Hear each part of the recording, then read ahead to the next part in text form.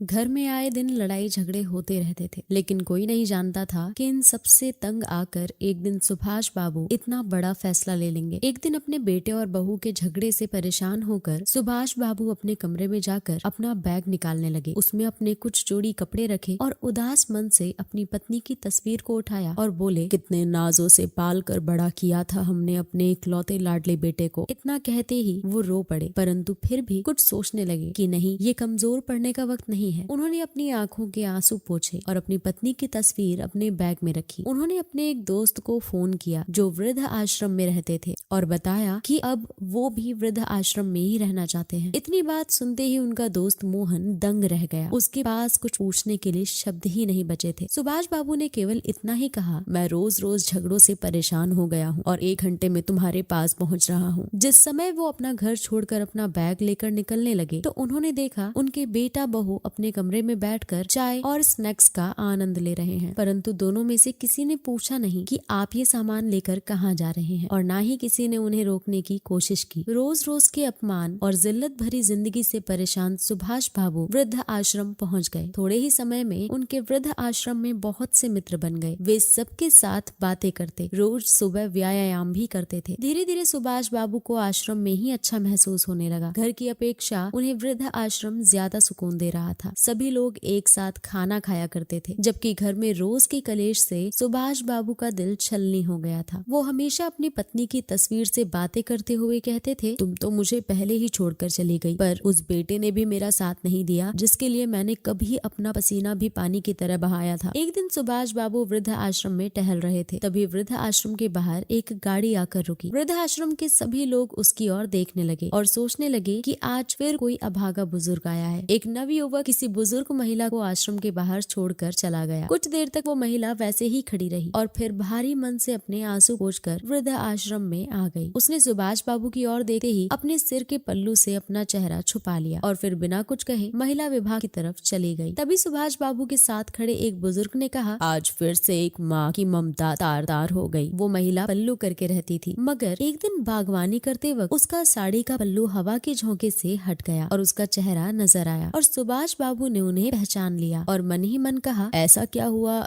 कि उन्हें यहाँ आने की नौबत आ गई। उनका तो पूरा भरा पूरा परिवार था और हमेशा कहती थी कि वो अपने बेटे बहू के साथ खुश है, फिर आज ऐसा क्या हो गया। सुभाष बाबू उधर ही किसी व्यक्ति से पूछते हैं कि 2 दिन पहले जो महिला वृद्ध आश्रम में आई थी वो आज खाना खाने नहीं आई। उन्होंने बताया कि वो माताजी आज बहुत दुखी हैं, इसलिए उन्होंने खाना खाने से मना कर दिया है। परेशान भी क्यों ना हो, आखिर उनके बेटे बहू ने उनके साथ जो किया है ऐसा तो कोई दुश्मन के साथ भी ना करे। वो बार बार अपने घर को याद कर रही है, सुबह से अपने कमरे में बैठे रोई जा रही है। आखिर सुनीता देवी के साथ क्या हुआ है। थोड़ी देर बाद सुभाष बाबू महिला विभाग में सुनीता जी के पास गए और सुभाष बाबू को अपने सामने खड़ा देखकर सुनीता जी परेशान हो गई। तभी सुभाष बाबू ने कहा, मैं जानता हूँ कि आपने मुझे पहचान लिया है, लेकिन क्या मैं जान सकता हूँ कि आप इस हालत में कैसे पहुँची। सुनीता जी ने कुछ नहीं कहा, पर उनकी आंखें आंसुओं से भर गई थी। ये देखकर सुभाष बाबू और भी अधिक परेशान हो गए। उनका दिल किया कि जोर जोर से चिल्लाकर इस दुनिया से पूछें कि क्यों बुढ़ापे में बूढ़े माँ बाप को पुराने सामान की तरह निकाल कर बाहर फेंक दिया जाता है। वो पेड़ के किनारे से टकराए और गिरते गिरते एक टहनी को पकड़कर संभल गए। तभी पास से गुजर रहा वृद्ध आश्रम का कर्मचारी कहता है, अंकल जी आप ठीक तो है ना, कहीं चोट तो नहीं लगी, अपना पैर दिखाइए, अगर लगी है तो मैं अभी पट्टी कर देता हूँ। सुभाष बाबू कहने लगे, अरे नहीं, कुछ ज्यादा चोट नहीं है, बचाव हो गया। उन्हें याद आया कि एक बार जब वो बाथरूम में फिसल गए थे और उनके पैर में ज्यादा चोट लग गई थी, तब उनकी बहू उस चोट को देखकर भी अनदेखा करके अपने कमरे में चली गई। उनका बेटा चिल्लाकर बोला, क्या संभाल कर काम नहीं कर सकते, मुझे तो समझ नहीं आता कि आप इतनी हड़बड़ी में क्यों रहते हैं, कोई काम ठीक से करना नहीं आता, जब देखो चोट लगा कर बैठ जाते हो और हमारा काम ही बढ़ाते रहते हो। अगर कोई काम नहीं होता तो मत किया करो, आराम से अपने कमरे में क्यों नहीं बैठते, पूरा दिन इधर उधर घूमते रहते हो। उस बेटे से इतना भी ना हो पाया कि अपने पिता का हाल चाल पूछे या चोट पर मरहम पट्टी करे। एक दिन जब सुभाष बाबू का चश्मा टूट गया तो अपने बेटे से कहने लगे, बेटा मेरा चश्मा ठीक करा देना, टूट गया है, ठीक से दिखाई नहीं देता। इतनी बात सुनते ही बहू बीच में जोर से चिल्ला पड़ी, बस चारपाई पर बैठे बैठे खर्च बढ़ाते रहते हैं और कोई काम धंधा तो करते नहीं है, बच्चों की तरह हरकतें हो गई हैं। जाने ऐसा कितनी बार हुआ था कि जब सुभाष बाबू अपने बेटे बहू से अपमानित हो चुके थे। सुभाष बाबू अभी अपने विचारों में खोए ही हुए थे, तभी सामने से उनके बुजुर्ग मित्र मोहन जी आते हुए दिखाई दिए। मोहन जी के चेहरे पर मुस्कुराहट थी। उन्हें देखकर सुभाष बाबू बोले, क्या बात है मोहन, आज तो बड़े खुश नजर आ रहे हो। मोहन जी ने कहा, आज मेरे बेटे का जन्मदिन है, उसका फोन आया था कि आज वो मुझसे मिलने आने वाला है, इसलिए मैं बहुत खुश हूँ। बहुत दिनों बाद आ रहा है, मेरे लिए ये बहुत बड़ी बात है। लेकिन सुभाष जी ने उनसे नाराज होकर उनकी बात को बिना सुने अपने कमरे में जाकर बैठ गए और सोचने लगे कि ये किस्सा केवल मेरे साथ या सुनीता जी के साथ ही नहीं, यहाँ रहने वाले हर एक बुजुर्ग की कोई न कोई कहानी है और सभी की जिंदगी में वृद्ध आश्रम में रहने के पीछे कोई न कोई वजह जरूर है। कुछ लोग समय के हिसाब से स्वयं को ढाल लेते हैं और खुश रहने की कोशिश करते हैं, जबकि कुछ लोग मेरे जैसे हैं जो हमेशा ही अपने बच्चों को, अपने बेटे बहू को, अपने पोती पोती को याद करते आंसू बहाते हैं, बार बार अपने घर परिवार को याद करते हैं। मन में अपने घर के लिए लगाव भी है, लेकिन उस घर में रहने वाले बेटे बहू के लिए गुस्सा भी है। सुभाष जी को कविता लिखने का बहुत शौक था, इसलिए अपना दिल बहलाने के लिए वो कुछ देर के लिए कविता लिखने बैठ जाते थे। एक दिन जब वो कागज पर अपने विचारों को कविता का रूप दे रहे थे, तो उस पर अपने हालात बयां करते करते उनकी आंख से आंसू छलक आए। तभी उन्हें कर्मचारी ने आवाज लगाई। सुभाष बाबू ने कागज को मोड़कर अपनी जेब में रख लिया और अपने आंसू छुपाते हुए बोले, जी बोलिए। सुभाष जी, आपका बेटा और बहू आपसे मिलने आए हैं, साथ में आपका पोता भी है। ये बात सुनकर सुभाष जी हैरान हो गए, साथ में उनके चेहरे पर नफरत के भाव भी आ गए। सोचने लगे, आज मेरे बेटे को मेरी याद कैसे आ गई। जब वो ऑफिस में गए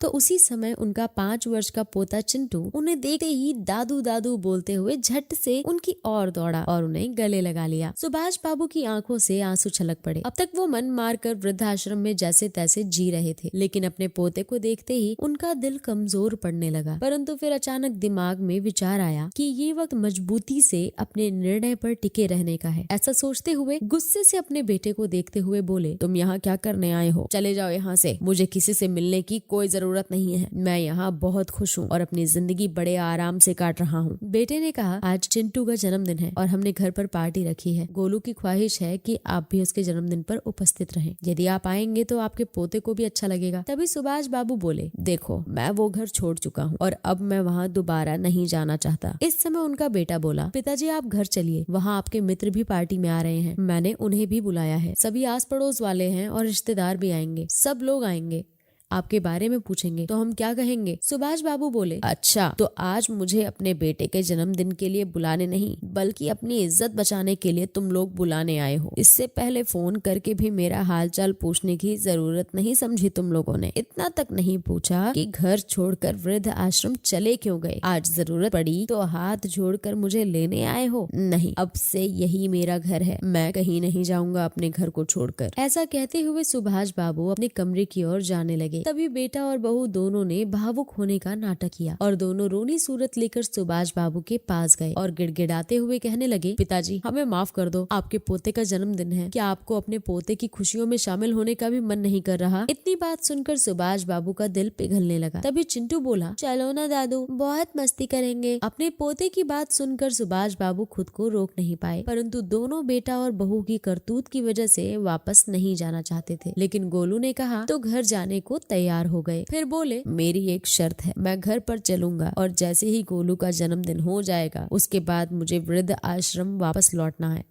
और तुम लोग मुझे वृद्ध आश्रम तक छोड़ने आओगे। बेटा बहू इस बात के लिए तैयार हो जाते हैं। फिर उन्होंने घर जाकर हंसते मुस्कुराते हुए पूरी पार्टी का आनंद उठाया, परंतु उनके मन में कुछ विचार चल रहे थे। वे सोच रहे थे कि कल अपने बेटा बहू को तो जो सरप्राइज मैं देने वाला हूँ उसकी तो उन्होंने कभी कल्पना भी नहीं की होगी। जब पार्टी खत्म हुई तो बहुत रात हो चुकी थी। उस समय सुभाष नाथ जी घर पर ही रुक गए थे। जब अपने कमरे में सोने गए तो अपनी पत्नी कुसुम की यादों में खो गए। अपनी पत्नी को याद करते करते सुभाष बाबू सोचने लगे कि एक कुसुम थी जो मुझे एक गिलास पानी के लिए भी खुद से उठने नहीं देती थी, और एक उसकी बहू है जिसने मुझे एक एक रोटी के लिए तरसा दिया। छोटे से छोटा काम भी मुझ पर डाल देती थी। सब्जी लेने से घर की साफ सफाई करने तक सारा काम मुझसे करवाती थी। मुझे वो काम करने में भी हर्ज नहीं था, परंतु सब करने के बाद भी अगर घर में इज्जत ना मिले तो ऐसी जिंदगी किस काम की। अपनी पत्नी की यादों में खोए हुए उनकी आंखें लग गईं। सुबह जब सोकर उठे तो देखा बेटा और बहू दोनों तैयार खड़े थे। जैसे ही वो बाहर आए तो बहू पूनम बोली, पिताजी तैयार हो जाइए, आपको वापस वृद्धाश्रम में छोड़कर आते हैं। ऐसा कहते हुए उनके मन में विचार चल रहे थे कि कहीं पिताजी हमेशा के लिए यहीं रुकने का मन न बना ले, इसलिए जल्द से जल्द उन्हें वृद्धाश्रम में छोड़ देना ही सही होगा। सुभाष बाबू उन्हें देखकर हैरान थे और अपने बेटे बहू की मंशा को अच्छी तरह समझ रहे थे, मगर इधर सुभाष बाबू का भी प्लान तैयार था। सुभाष बाबू गाड़ी में बैठ जाते हैं, एक पल को अपने घर को निहारते हैं, फिर सोचते हैं ठीक है, जहाँ मन को तसल्ली मिले उधर ही रहना चाहिए। यहाँ तो बेटे बहू को मुझे निकालने की बहुत जल्दी है, तो रहकर भी क्या करूँगा। अपना वृद्ध आश्रम ही अच्छा है, जहाँ मैं अपने हिसाब से खाता हूँ, अपने हिसाब से रहता हूँ और अपने मन पसंद का काम करता हूँ, किसी की चिक चिक नहीं होती। जैसे ही वृद्ध आश्रम के सामने गाड़ी रुकी तो बेटे बहू उतरकर बाहर खड़े हो गए, सुभाष बाबू को छोड़कर जाने लगे। सुभाष बाबू आश्रम के अंदर जाते जाते रुक गए और पीछे मुड़कर अपने बेटे को आवाज लगाई। वो दोनों अपनी कार में बैठने ही लगे थे, तभी सुभाष बाबू की आवाज सुनकर रुक गए। सुभाष बाबू ने फिर कहा, वापस मत आओ, मुझे तुम्हें किसी से मिलवाना है। उनके बेटा बहू उनके पीछे पीछे चल पड़े। वृद्ध आश्रम के प्रांगण में पहुंचकर सुभाष बाबू वहीं काम करने वाले एक व्यक्ति से सुनीता जी को बुलाने को कहते हैं। सुनीता जी जैसे ही बाहर आई वैसे ही सुभाष बाबू का बेटा उन्हें देखकर दंग रह जाता है और वो पूनम को तो एक झटका लग जाता है। उसकी हैरानी का ठिकाना नहीं था। वो दौड़कर सुनीता जी के गले लग गई और फूट फूट कर रोने लगी और बोली, माँ आप यहाँ क्या कर रही हैं? आप यहाँ कब आई और आपने मुझे बताया भी नहीं। पर उसकी बातों का सुनीता जी ने कोई जवाब नहीं दिया। फिर पूनम बोली, मुझे तो यही लगता था कि आप भाई भाभी के साथ बहुत अच्छे से रह रही हो। कल ही मेरी भाभी से बात हुई थी, उन्होंने भी नहीं बताया कि तुम वृद्ध आश्रम में हो। मैं तुम्हारे बारे में भाभी से कितने दिनों से पूछ रही थी कि माँ से बात नहीं हो रही है, माँ कहाँ है, एक बार तो मेरी बात करवा दो। तो भाभी ने कहा कि तुम तीर्थ यात्रा पर गई हो, इसलिए मेरी तुमसे बात नहीं हो पाएगी। और मैंने भी मान लिया कि तुम तीर्थ यात्रा पर गई हो, लेकिन मुझे क्या पता था